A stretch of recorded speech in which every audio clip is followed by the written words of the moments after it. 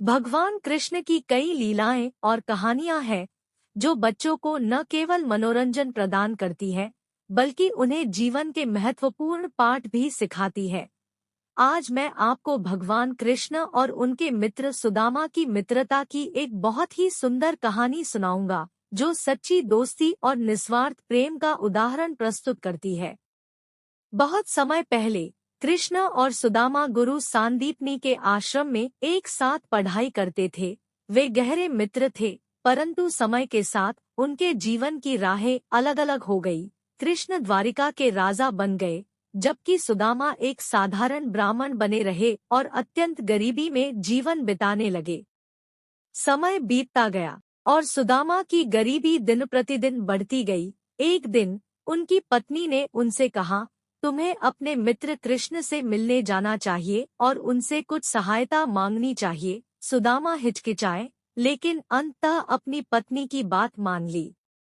सुदामा ने अपने मित्र के लिए एक छोटा सा उपहार लेने का निर्णय किया, कुछ मुट्ठी भर पोहा, चावल का एक स्नैक। वह द्वारिका पहुँचे और कृष्ण ने उन्हें बहुत ही गर्मजोशी से स्वागत किया। कृष्ण ने सुदामा को अपने महल में ठहराया और उनका ख्याल रखा मानो वह कोई राजा हो। भगवान कृष्ण की कई लीलाएं और कहानियां हैं जो बच्चों को न केवल मनोरंजन प्रदान करती है बल्कि उन्हें जीवन के महत्वपूर्ण पाठ भी सिखाती है।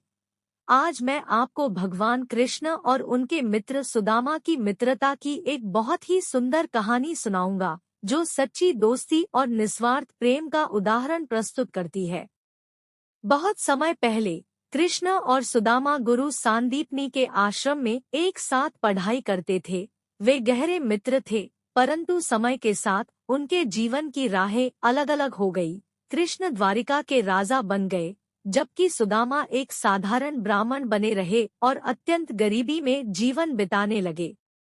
समय बीतता गया और सुदामा की गरीबी दिन प्रतिदिन बढ़ती गई। एक दिन उनकी पत्नी ने उनसे कहा, तुम्हें अपने मित्र कृष्ण से मिलने जाना चाहिए और उनसे कुछ सहायता मांगनी चाहिए। सुदामा हिचकिचाए, लेकिन अंततः अपनी पत्नी की बात मान ली। सुदामा ने अपने मित्र के लिए एक छोटा सा उपहार लेने का निर्णय किया, कुछ मुट्ठी भर पोहा, चावल का एक स्नैक। वह द्वारिका पहुँचे और कृष्ण ने उन्हें बहुत ही गर्मजोशी से स्वागत किया। कृष्ण ने सुदामा को अपने महल में ठहराया और उनका ख्याल रखा मानो वह कोई राजा हो। भगवान कृष्ण की कई लीलाएं और कहानियां हैं जो बच्चों को न केवल मनोरंजन प्रदान करती है बल्कि उन्हें जीवन के महत्वपूर्ण पाठ भी सिखाती है। आज मैं आपको भगवान कृष्ण और उनके मित्र सुदामा की मित्रता की एक बहुत ही सुंदर कहानी सुनाऊंगा जो सच्ची दोस्ती और निस्वार्थ प्रेम का उदाहरण प्रस्तुत करती है। बहुत समय पहले कृष्ण और सुदामा गुरु सांदीपनी के आश्रम में एक साथ पढ़ाई करते थे। वे गहरे मित्र थे, परंतु समय के साथ उनके जीवन की राहें अलग-अलग हो गई। कृष्ण द्वारिका के राजा बन गए, जबकि सुदामा एक साधारण ब्राह्मण बने रहे और अत्यंत गरीबी में जीवन बिताने लगे।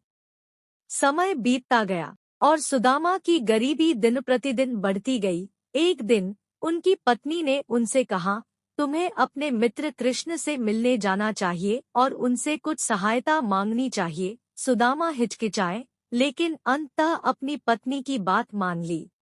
सुदामा ने अपने मित्र के लिए एक छोटा सा उपहार लेने का निर्णय किया, कुछ मुट्ठी भर पोहा, चावल का एक स्नैक। वह द्वारिका पहुँचे और कृष्ण